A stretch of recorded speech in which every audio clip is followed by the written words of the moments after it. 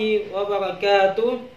Bismillah, alhamdulillah, wassalatu wassalamu ala rasulillah Muhammad ibn Abdullah wa ala alihi wa sahbihi wa mawala, amma ba'd.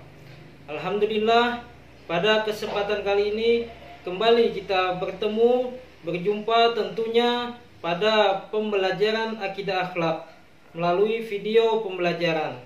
Semoga kita semua selalu diberikan kesehatan oleh Allah dan selalu dalam lindungan Allah Subhanahu wa taala. Tetap semangat, tetap jaga kesehatan, dan semoga wabah ini cepat berlalu. Sebelum kita melanjutkan pembelajaran kita, alangkah baiknya kita mulai dengan membaca basmalah. Bismillahirrahmanirrahim.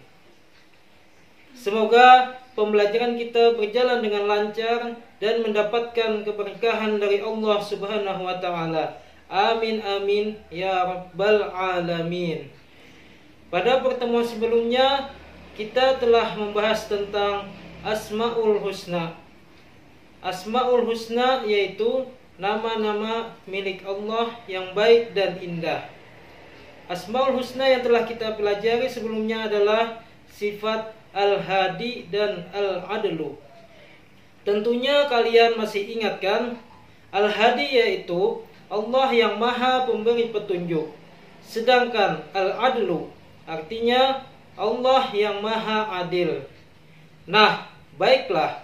Selanjutnya pada pelajaran kali ini kita akan membahas tentang rukun iman ketiga, yaitu beriman atau mengimani kitab-kitab Allah Subhanahu wa taala.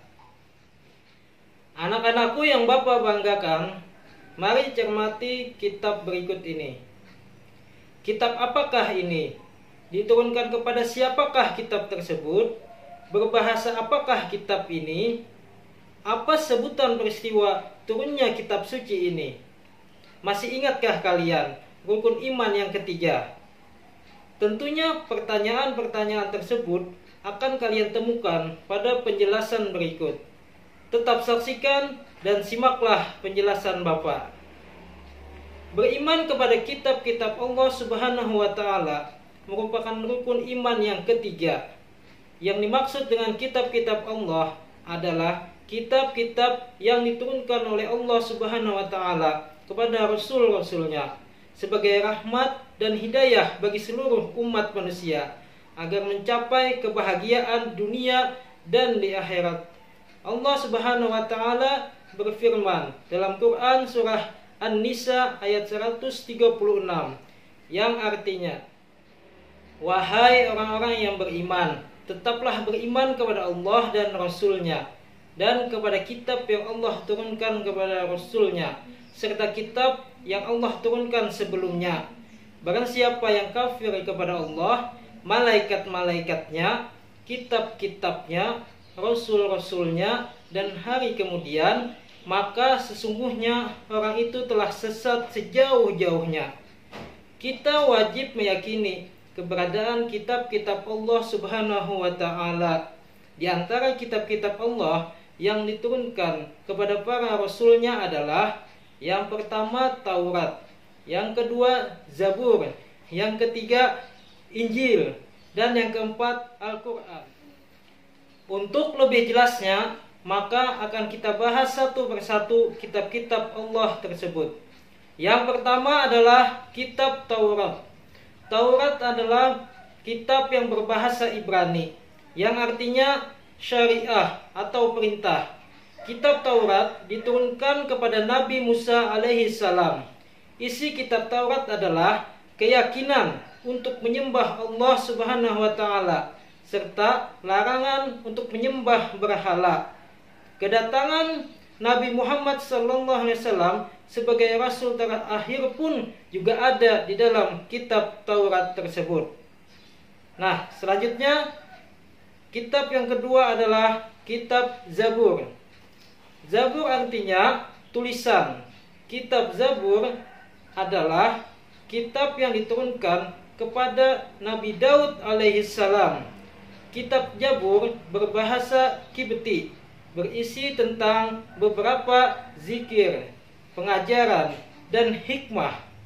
Kitab Zabur merupakan petunjuk atau wahyu Allah Subhanahu wa taala dan berlaku kepada umat Bani Israel pada saat itu.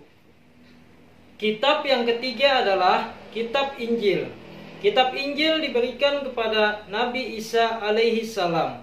Kitab Injil berbahasa Yunani yang dalam bahasa Arabnya berarti al-bisyarah atau kabar gembira. Kitab Injil diturunkan sebagai pedoman hidup yang berisi tentang keterangan dan ajaran-ajaran yang membenarkan atau memperkuat ajaran yang terdapat dalam kitab-kitab sebelumnya, yaitu kitab Taurat dan Zabur. Kitab ini merupakan pedoman bagi kaum Nasrani. Selanjutnya adalah kitab yang terakhir, yaitu kitab suci Al-Quran. Al-Quran artinya bacaan atau yang dibaca.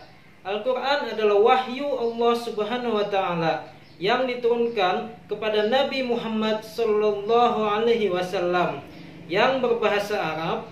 Al-Quran diturunkan secara berangsur-angsur selama 22 tahun, 2 bulan, dan 22 hari. Allah Subhanahu wa taala berfirman dalam Al-Quran surah Al-Baqarah ayat 2. A'udzubillahi minasyaitonirrajim. Bismillahirrahmanirrahim. Dzalikal kitabu la raiba fihi hudan lil muttaqin. Yang artinya kitab Al-Quran ini tidak ada keraguan padanya, petunjuk bagi mereka yang bertakwa. Kitab Al-Quran berisi tentang akidah dan keimanan, penciptaan alam dan manusia, kisah-kisah hubungan antara manusia dengan Allah Subhanahu wa taala, serta petunjuk untuk berkeluarga, bermasyarakat, dan bernegara. Al-Quran juga mempunyai nama-nama lain, diantaranya Al-Furqan, At-Tanzil, Al-Zikru, Al-Kitab, dan Al-Quran. Jadi nama-nama lain Al-Quran adalah yang pertama Al-Furqan, At-Tanzil, Al-Zikru, Al-Kitab, Al-Quran. Anak-anakku yang Bapak banggakan, demikian materi pelajaran akidah akhlak melalui video pembelajaran pada kesempatan kali ini. Semoga kalian dapat mengetahui nama-nama kitab Allah yang wajib diketahui serta kepada siapa Rasul penerimanya. Semoga pembelajaran ini dapat bermanfaat dan menambah ilmu bagi kita semua. Serta catatlah hal-hal penting dari penjelasan Bapak. Tetap jaga kesehatan, tetap semangat. Akhirnya salah dan khilaf mohon dimaafkan.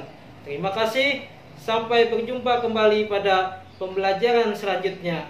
Assalamualaikum warahmatullahi wabarakatuh.